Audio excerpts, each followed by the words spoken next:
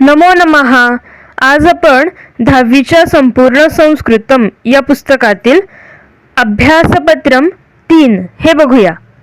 हे अभ्यासपत्रम अष्टम नवम एकादश द्वादश पाठानाम आधारेण म्हणजेच 8व्या म्हणजेच वाचन प्रशंसा 9वा धडा धेनोर्व्याघ्रः पलायते, एकादशः पाठः जटायुशौर्यम आणि द्वादशः पाठः आदि शंकराचार्यः.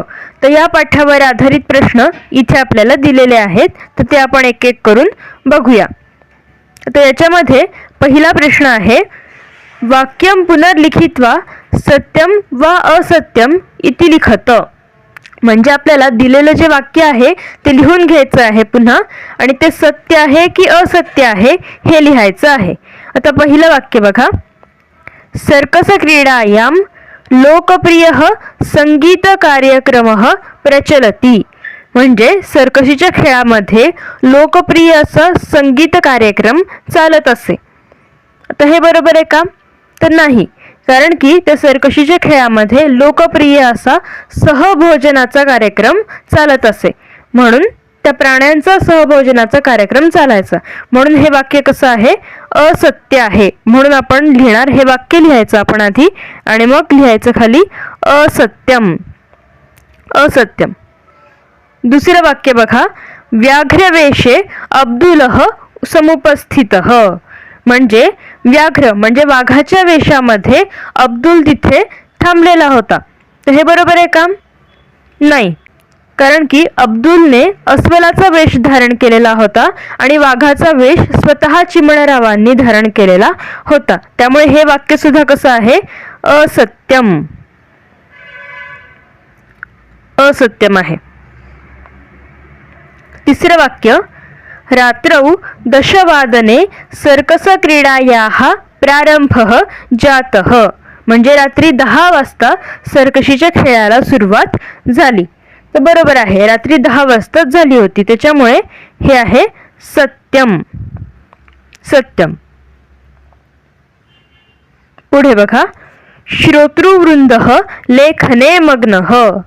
श्रोतृवृंद म्हणजे ऐकणारे लोक. ऐकणाऱ्या लोकांचा जो समूह आहे तो लेखनामध्ये मग्न होता.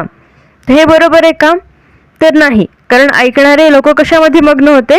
ऐकण्यामध्ये. म्हणजे श्रोतृवृंद श्रवणे मग्नः असं हवं होतं, पण इथे लेखने दिलंय, म्हणजे हे वाक्य पुन्हा कसं आहे? असत्यम. असत्यम आहे. पुढे, सर्वेषां शरीराणि सप्तमहाभूतात्मकानि. म्हणजे सगळ्यांची शरीरं ही 7 महाभूतांपासून तयार झालेली असतात किंवा बनलेली असतात. तर बरोबर आहे का हे? तर नाही, कारण की आपण आदि शंकराचार्य या पाठामध्ये बघितलंय की सगळ्यांची जी शरीरं आहेत ती पंचमहाभूतात्मकानी म्हणजे 5 महाभूतांपासून बनलेली आहेत. म्हणजे हे वाक्य सुद्धा कसं आहे? असत्यम.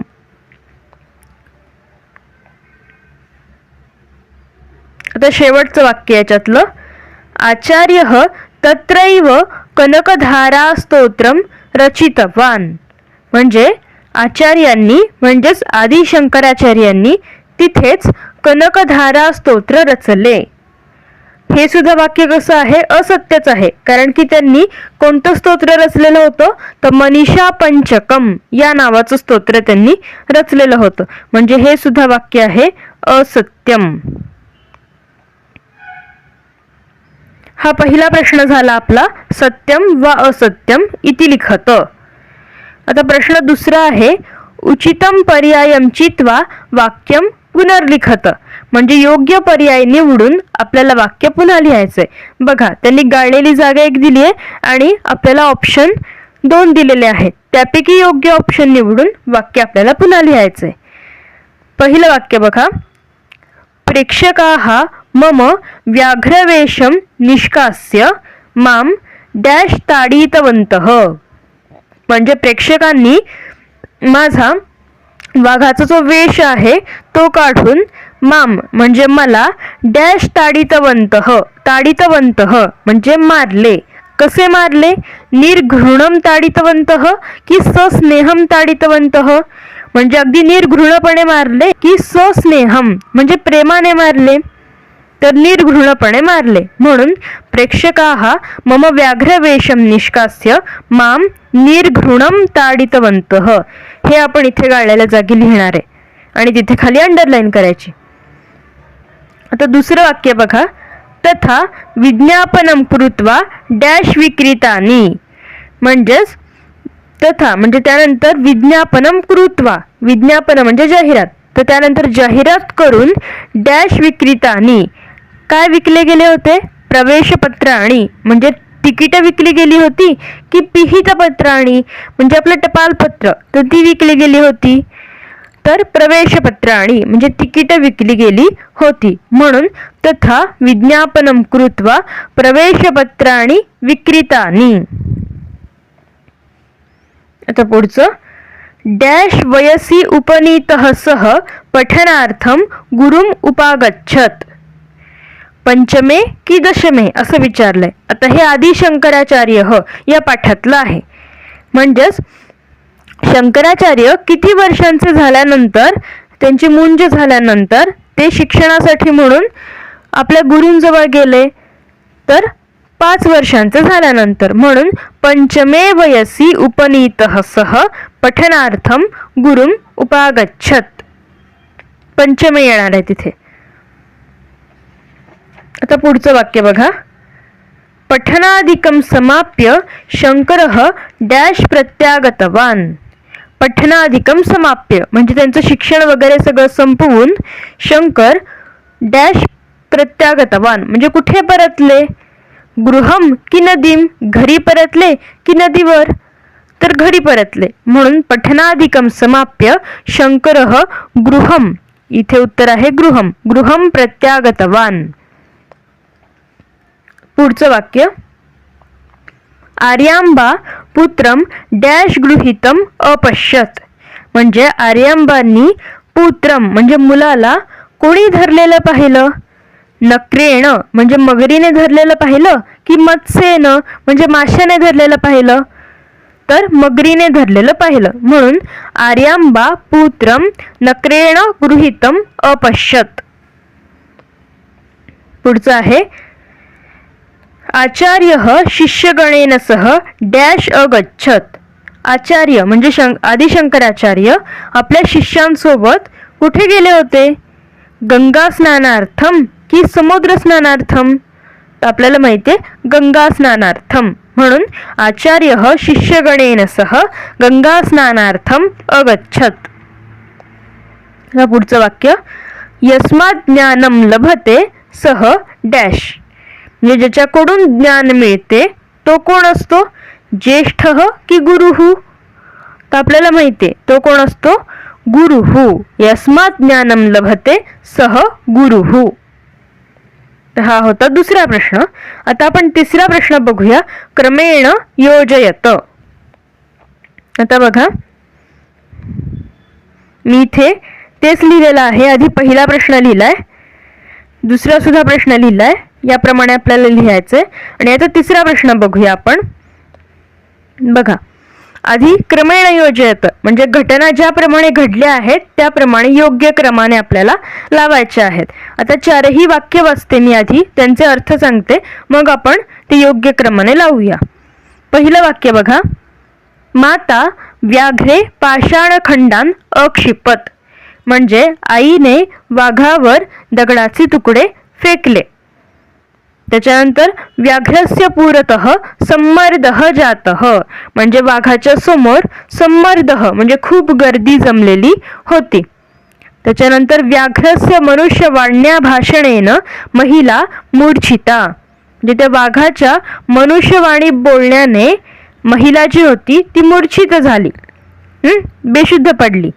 त्याच्यानंतर व्याघ्रस्य गर्जनया बालः भीतः, त्या वाघाच्या गर्जनेने तो मुलगा घाबरला होता. तर आता यापैकी काय येईल पहिल्यांदा, तर बघा, व्याघ्रस्य पुरतः सम्मर्दः जातः, त्या वाघाच्या समोर गर्दी होती. व्याघ्रस्य गर्जनया बालः भीतः, त्या वाघाने गर्जना केली आणि ती गर्जना ऐकून तो मुलगा घाबरला. म्हणून माता व्याघ्रे पाषाणखंडान अक्षिपत, म्हणून आईने काय केलं, त्याच्यावर त्या वाघावर दगडाचे तुकडे फेकले. आणि त्यानंतर व्याघ्रस्य मनुष्यवाण्या भाषणेन महिला मूर्छिता, त्यानंतर वाघ मनुष्यवाणीने बोलला आणि ते ऐकून ती महिला जी होती ती मूर्छित झाली. त्यामुळे हा योग्य क्रम आहे. आता पुढची 4 वाक्य वाचूया आपण. शिबिरस्य प्रथमम दिनम, म्हणजे शिबिराचा पहिला दिवस. सर्कस स्वामीनः सहाय्य याचना, सर्कस स्वामी म्हणजे जे सर्कसचे मालक होते त्यांनी सहाय्य याचना केली, म्हणजे मदत मागितली. सहभोजनस्य रहस्य भेद, म्हणजे सहभोजनाचं जे रहस्य होतं ते त्यांनी फोडलं. म्हणजेच काय, सहभोजनाचं काय रहस्य होतं, तर ते जे तिथे प्राणी आहेत ज्यांचा सहभोजनाचा कार्यक्रम आहे त्याच्यामध्ये वाघ आणि अस्वल हे मनुष्यच आहेत, फक्त त्यांनी वाघाचा आणि अस्वलाचा वेश धारण केलेला असतो. त्याच्यानंतर सर्कस स्वामीनः आगमनम, म्हणजे सर्कस स्वामींचे येणे. आता बघूया याच्यापैकी काय येईल पहिल्यांदा. तर शिबिरस्य प्रथमम दिनम, हेच वाक्य पहिल्यांदा येणार, शिबिराचा पहिला दिवस. सर्कस स्वामीनः आगमनम, म्हणजे सर्कसीचे मालक आले. सहभोजनस्य रहस्य भेद, सहभोजनाचं रहस्य त्यांनी फोडलं. आणि सर्कस स्वामीनः सहाय्य याचना, त्या सर्कसीच्या मालकाने चिमणरावांकडे मदत मागितली. याप्रमाणे हा क्रम आहे. आता पुढची 4 वाक्य बघूया.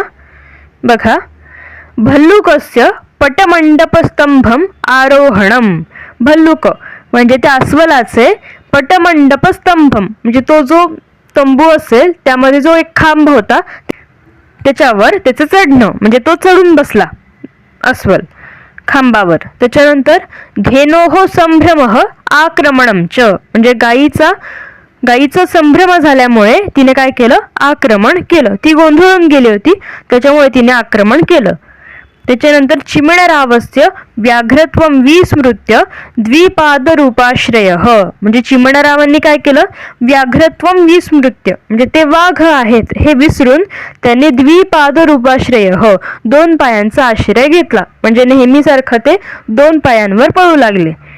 आणि सहभोजनस्य प्रारंभ, सहभोजनाला सुरुवात झाली. आता बघूया याच्यापैकी पहिल्यांदा काय येईल. सहभोजनस्य प्रारंभ, सहभोजनाला सुरुवात झाली. त्यानंतर धेनोः संभ्रमः आक्रमणम च, गाईचा गोंधळ झाल्यामुळे तिने काय केलं, आक्रमण केलं. म्हणजेच तिला शंका होती म्हणून तिने काय केलं, आक्रमण केलं. त्यानंतर भल्लुकस्य पटमंडपस्तंभम आरोहणम, अस्वल त्या स्तंभावर चढून बसला. त्याच्यानंतर चिमणरावस्य व्याघ्रत्वम विस्मृत्य द्विपादरूपाश्रय, त्यानंतर चिमणराव वाघ आहेत हे विसरून 2 पायांचा त्यांनी आश्रय घेतला. हा असा क्रम आहे. आता पुढे बघूया. पहिलं वाक्य, संन्यासार्थम अनुमती याचना, म्हणजे संन्यासासाठी अनुमतीची मागणी केली. नक्रेण पादग्रहणम, मगरीने पाय पकडला. मात्रा अनुमती प्रदानम, आईने अनुमती दिली म्हणजे परवानगी दिली. आणि शंकरस्य आक्रोशः, आणि शंकरांचा आक्रोश किंवा ओरडणे. तर यापैकी बघा पहिलं काय येईल, तर नक्रेण पादग्रहणम म्हणजे मगरीने पाय पकडला होता, धरला होता, म्हणून शंकरस्य आक्रोशः, त्यामुळे शंकराचार्यांनी जोर जोरात ओरडायला सुरुवात केली. त्यानंतर संन्यासार्थम अनुमती याचना, आणि त्याच वेळी त्यांनी संन्यासासाठी परवानगी मागितली. आणि मात्रा अनुमती प्रदानम, आणि आईने अनुमती दिली, परवानगी दिली होती. आता पुढे गोविंद भगवत पादानाम शिष्यत्वम, म्हणजेच आदि शंकराचार्यांनी गोविंद भगवत पादांचे शिष्यत्व स्वीकारले. मात्रे प्रतिश्रुत्य गृहात निर्गमनम, आईला वचन देऊन ते घरातून बाहेर पडले. वैदिक धर्मस्य स्थापनार्थम प्रस्थानम, वैदिक धर्माच्या स्थापनेसाठी त्यांनी प्रस्थान केलं. आणि मातरम संन्यासस्य महत्वबोधनम, आणि आईला संन्यासाचं महत्त्व समजावून सांगितलं. तर बघा याच्यापैकी काय पहिल्यांदा येणार आहे, तर मातरम संन्यासस्य महत्व बोधनम. आईला त्यांनी आधी संन्यासाचं महत्व सांगितलं.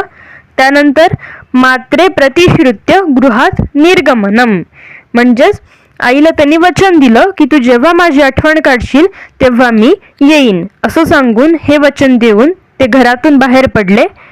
त्याच्यानंतर गोविंद भगवत पादानाम शिष्यत्वम, त्यांनी गोविंद भगवत पादांचं शिष्यत्व स्वीकारलं आणि वैदिक धर्माच्या स्थापनार्थम प्रस्थानम, वैदिक धर्माच्या स्थापनासाठी प्रस्थान केले. आता पुढे बघा, पुढची वाक्य वाचते 4. मार्गे मलिनकाय पुरुषस्य आगमनम, म्हणजे रस्त्यामध्ये मलिनकाय पुरुष म्हणजे तो जीर्ण वस्त्रधारी आणि मळलेल्या शरीराचा तो पुरुष आला. शिष्यगणेन सह गंगा स्नानार्थम गमनम, शिष्यांसोबत आदिशंकराचार्य गंगा स्नानासाठी गेले. मनीषा पंचकम इति स्तोत्रस्य रचना, मनीषा पंचकम या स्तोत्राची रचना केली आणि मलिनकाय पुरुषस्य मुखात वेदांत तत्वसारस्य श्रवणम, आणि त्या मलिनकाय पुरुषाच्या तोंडून त्यांनी वेदांत तत्वाचं सार ऐकलं. तर बघा याच्यापैकी काय येईल पहिल्यांदा, तर शिष्यगणेन सह गंगा स्नानार्थम गमनम, शिष्यांबरोबर ते गंगा स्नानासाठी गेले होते. तेव्हा मार्गे मलिनकाय पुरुषस्य आगमनम, आणि त्यावेळेला मार्गामध्ये म्हणजे रस्त्यामध्ये तो मलिनकाय पुरुष आला होता. त्यानंतर मलिनकाय पुरुषस्य मुखात वेदांत तत्वसारस्य श्रवणम, आणि त्याच वेळेला त्यांनी त्याच्या तोंडून वेदांत तत्वाचं सार ऐकलं.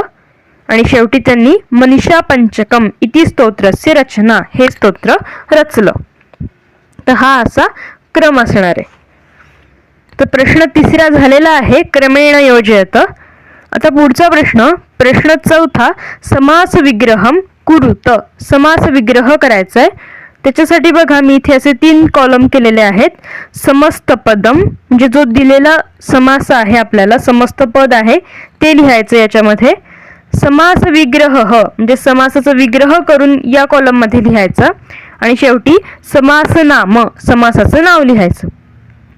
तर पहिलं बघा, सद्गुण संपत्ती ही, समास विग्रह काय होईल, सद्गुणाः एव संपत्ती ही, म्हणजे सद्गुण हीच संपत्ती. आपण एव वापरले, सद्गुण हीच संपत्ती. म्हणजे हा कोणता समास आहे, कर्मधारय, कर्मधारय समास आहे. दुसरं आहे कवी पंडिताः, जे 2 शब्द आहेत बघा इथे, कवी आणि पंडित, म्हणून कवयः च पंडिताः च इतरेतर द्वंद्व, इतरेतर द्वंद्व समास आहे. आणि इथे पंडिताः बहुवचन आहे, म्हणून आपण कवी या शब्दाचं सुद्धा बहुवचन केलंय, कवयः, कवयः च पंडिताः च. पुढे सपरिवारम, म्हणजेच परिवारेण सह, परिवारासोबत, म्हणून अव्ययी भाव, हा अव्ययी भाव समास आहे.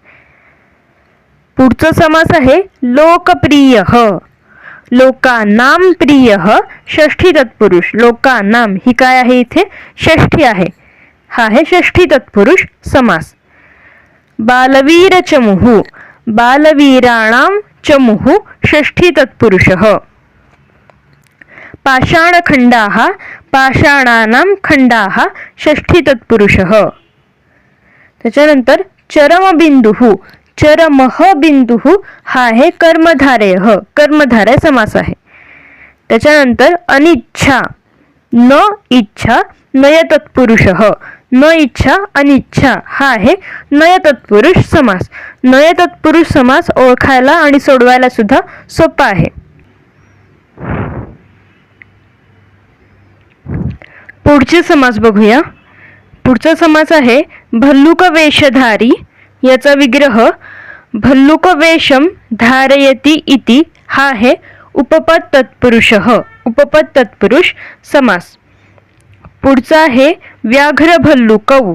आता याच्यामध्ये 2 शब्द आहेत, व्याघ्र आणि भल्लुक, म्हणून व्याघ्रः च भल्लुकः च इतरेतर द्वंद्वः, इतरेतर द्वंद्व समास. पुढचा आहे अनुत्तमानी, न उत्तमानी नय तत्पुरुष समास. खगोत्तमः उत्तमः खगः कर्मधारयः कर्मधारय समास. आयतलोचना आयते लोचने यस्याः सा म्हणजे जिचे डोळे विशाल आहेत अशी ती. हे जटायू शौर्यमध्ये सीतेचं विशेषण आलंय आयतलोचना, जिचे डोळे विशाल आहेत अशी ती सीता, म्हणून हा आहे बहुव्रीही समास. पुढचा आहे वनस्पतिगतः वनस्पतीं गतः द्वितीया तत्पुरुष समास. आता इथे गतः हा शब्द उत्तरपदी आलाय, म्हणजेच हा समास द्वितीय तत्पुरुष समास आहे. पुढे गृध्रराजः गृध्राणां राजा षष्ठी तत्पुरुषः. मातृसेवा मातुः सेवा म्हणजे आईची सेवा, म्हणून हा आहे षष्ठी तत्पुरुष समास. पुढे गृहस्थः गृहे तिष्ठति इति उपपद तत्पुरुषः हा उपपद तत्पुरुष समास आहे. पुढे आहे अरुचिः न रुचिः नय तत्पुरुष समास. चिंतामग्ना चिंतायां मग्ना चिंतेमध्ये मग्न, म्हणून हा आहे सप्तमी तत्पुरुष समास. पुढचा आहे पूर्णा नदी पूर्णा नाम नदी पूर्णा नावाची नदी, म्हणून कर्मधारयः कर्मधारय समास. त्याच्यानंतर पुढे बघूया आपण पुढचा प्रश्न. बघा, प्रश्न 5वा आहे उचितम कारणम चित्वा वाक्यम पुनर्लिखत. योग्य कारण निवडून वाक्य पुन्हा लिहायचंय. त्यामधलं पहिलं वाक्य माता व्याघ्रे पाषाणखंडान क्षिपती यतः, म्हणजेच आईने त्या वाघावर दगडाचे तुकडे फेकले. यतः म्हणजे कारण, का फेकले होते, आता 2 ऑप्शन दिलेत ते वाचूया आधी. तस्याः पुत्रः व्याघ्रगर्जनां श्रुत्वा भीतः, म्हणजे तिचा जो मुलगा होता तो वाघाची गर्जना ऐकून घाबरला होता.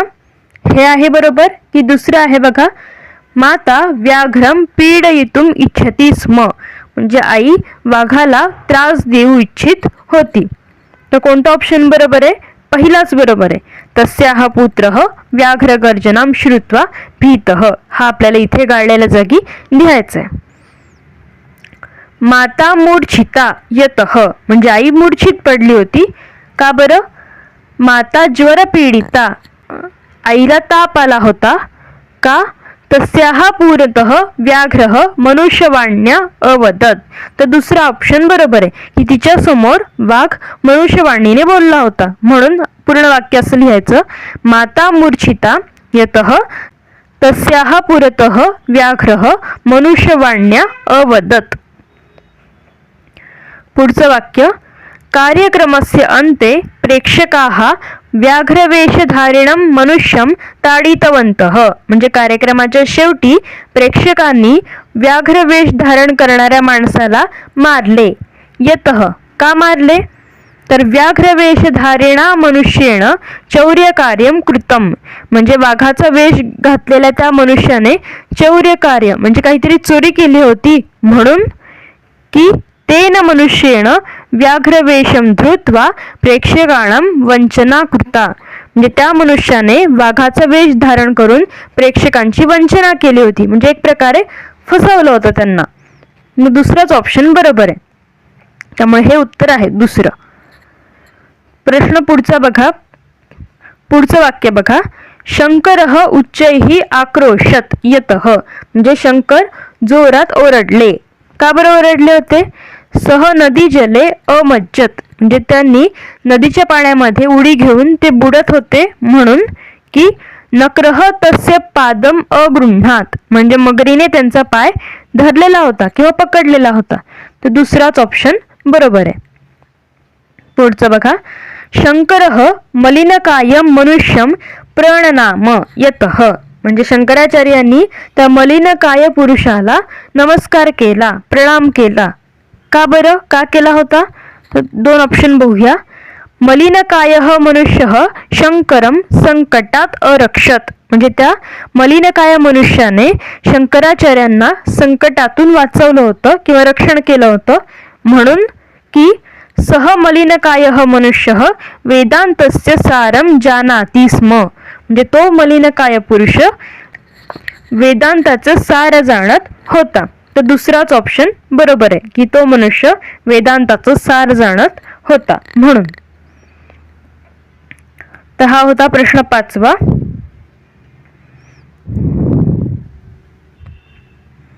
बघा हे आपल्याला असं लिहायचंय आणि अंडरलाईन करायचे.